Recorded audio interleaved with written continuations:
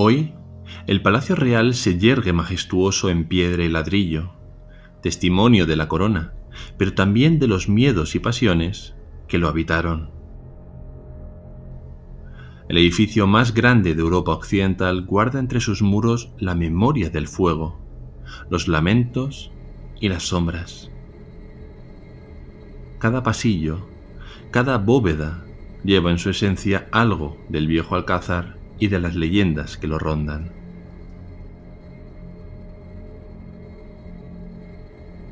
Si en silencio alguien recorre sus recónditos corredores, puede que el viento traiga consigo el eco de pasos antiguos, lamentos del pasado o la presencia etérea de arquitectos, soldados o enigmas aún por desvelar.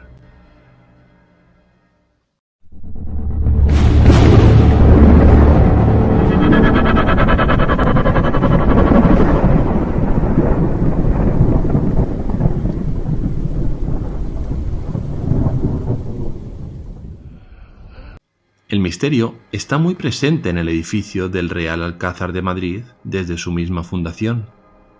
El emir Muhammad I fundó Mairit en el siglo IX en un altozano sobre el valle del Manzanares, donde se construyó una alcazaba y una muralla defensiva. Las leyendas de la época cuentan que en el valle situado entre la alcazaba y la actual colina de las Vistillas solían aparecer brujas y fantasmas a todo aquel que se aventurara por esos parajes al caer la noche. El rey Alfonso VI conquistó la población en 1083 y tomó la fortaleza musulmana. A partir de entonces, los sucesivos reyes castellanos la fueron ampliando y acomodando a su gusto. Con ello han ido teniendo lugar diversos sucesos paranormales, aparición de seres fantasmales, albañiles y artesanos muertos en extrañas circunstancias. Se dice que todo ello ha sido provocado por la venganza de los espíritus, expulsados de forma abrupta por los conquistadores de Majerit. Cuentan los cronistas que el terreno estaba plagado de espíritus, brujas y fantasmas que atormentaban a quienes se internaban de noche. El alcázar, ya en su fase cristiana, sirvió de prisión, llamada la Torre de Francia, pues tuvo a Francisco I como interno. Pero también fue permeable a lo inexplicable. Aparecieron obreros muertos en extrañas circunstancias, también desapariciones inexplicables, golpes fantasmales en sus corredores y luces en la muralla que parecían cobrar vida. Un cronista Jerónimo de Barrio Nuevo, en 1658, narraba que se oían golpeteos en la medianoche por la torre del despacho del rey, en el reloj y en la capilla. También se testimoniaba que algunos muebles se movían por sí solos. En la Nochebuena de 1734, un pavoroso incendio que duró 3 días redujo el alcázar a escombros. Durante el fuego, hubo quien oyó voces lastimeras y risas mordaces, tal vez originadas por seres del más allá, ya que durante el siniestro el edificio se encontraba vacío. ¿Fueron estos espíritus vengativos los que provocaron el incendio del viejo alcázar? ¿Pudo influir en su destrucción el poco aprecio que le tenía el rey Felipe V, acostumbrado al lujoso palacio de Versalles? Las campanas del convento de San Gil despertaron a la ciudad. El fuego devoró techos, bóvedas y obras de arte. Se perdieron más de 500 pinturas espléndidas, aunque obras como las Meninas se salvaron in extremis. Algunas teorías apuntan a una simple cortina incendiada cerca del pintor Jean Ranc, pero otras, más oscuras, sostienen que cortesanos franceses cercanos al rey habrían iniciado el fuego intencionadamente.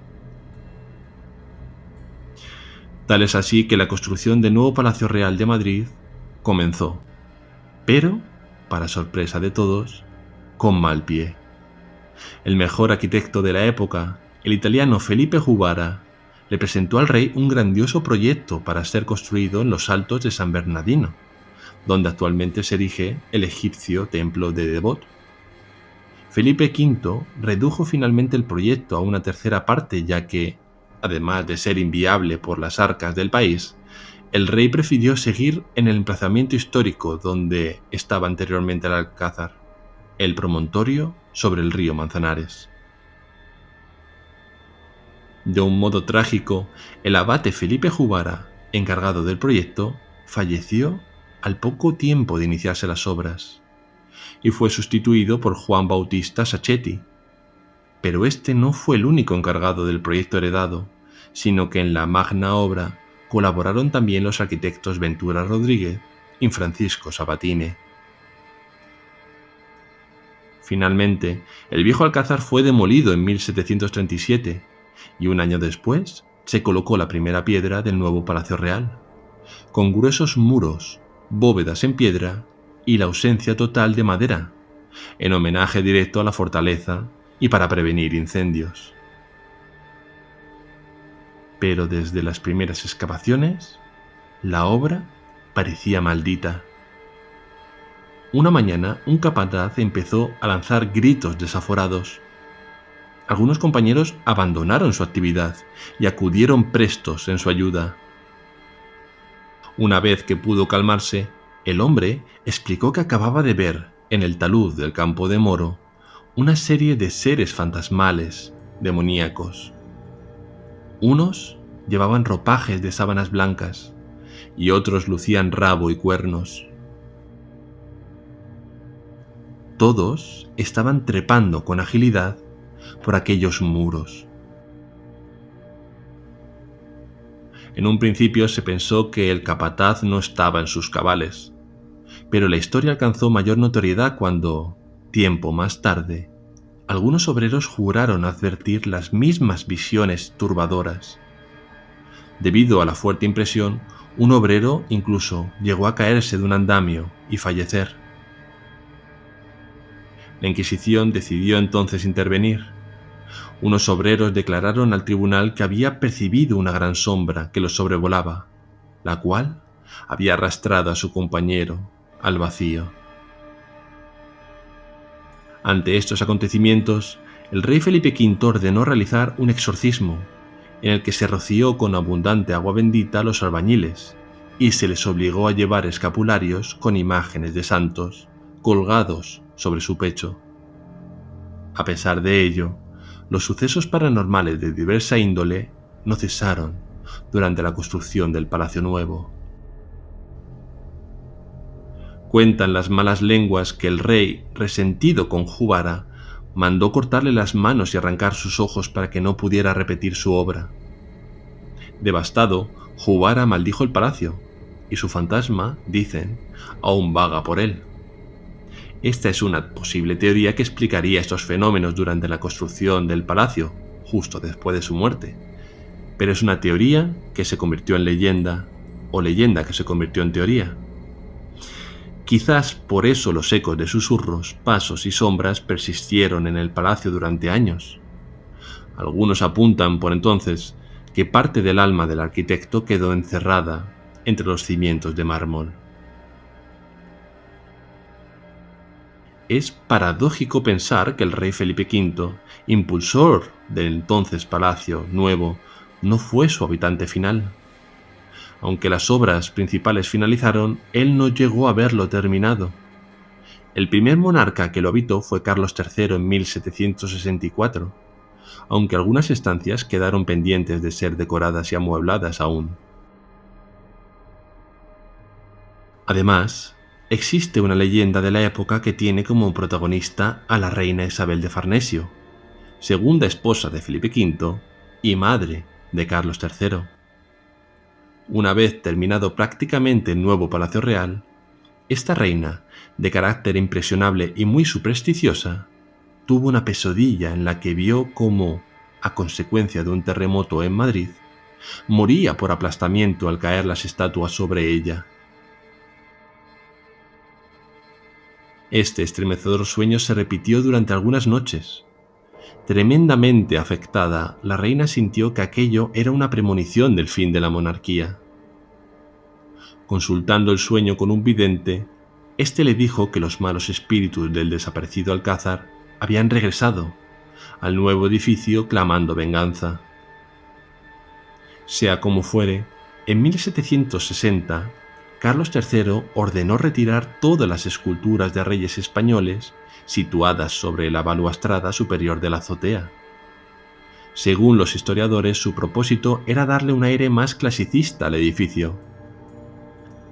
Sin embargo, otras versiones sostienen que las esculturas suponían un gran peso sobre la cornisa, lo que podía afectar a la estabilidad del palacio.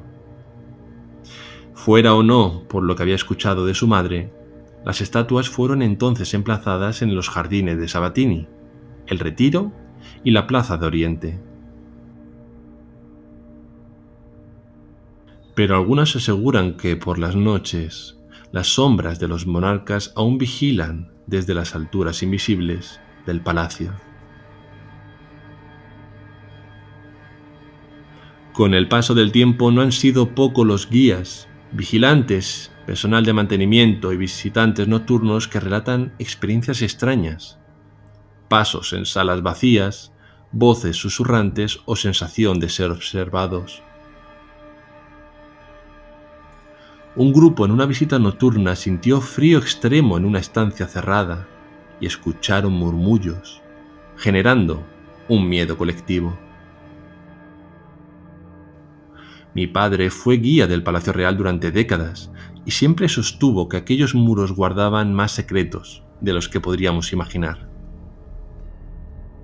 Os podéis imaginar el cariño y aprecio que tengo por este edificio.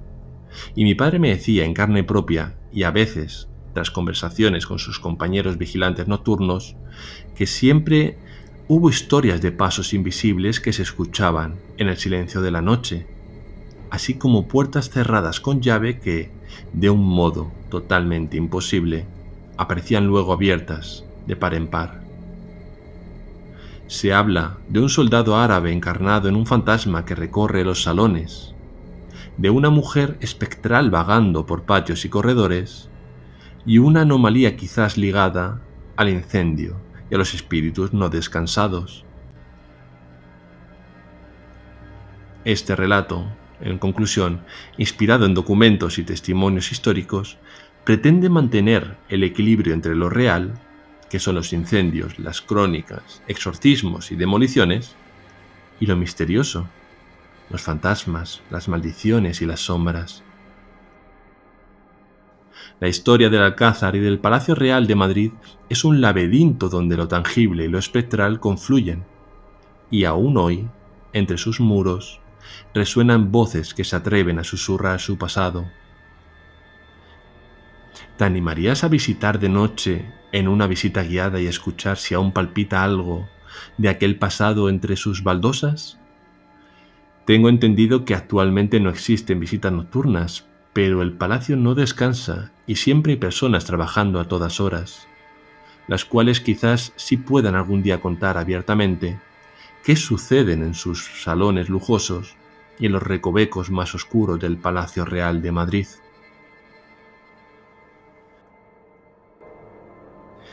Durante mi vida, mi padre me habló durante horas de todos los recovecos de ese palacio.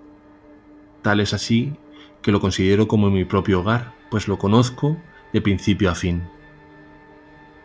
El zaguán, la armería, la antigua farmacia son lugares preciosos y muy valiosos a nivel histórico. A día de hoy mi padre no vive, y yo sé que en el zaguán del Palacio Real él sigue con vida. Sé que él está allí y posiblemente más seres o personas junto a él. No me creo que una historia tan larga y tan de subidas y bajadas como es la del Alcázar y el Palacio Real de Madrid no esté exento de fenómenos paranormales. Ojalá algún día pueda visitarlo de noche, quizás en un paseo en el que yo solo recorra los pasillos. Os invito a todos a visitarlo, pues merece la pena empaparse de su historia y su mística. En especial, recomiendo la armería, que era la sala de juguetes de mi padre, y puede solo puede que él y otros seres del antiguo os vigilen, os observen, para que tratéis con respeto el Palacio Real de Madrid.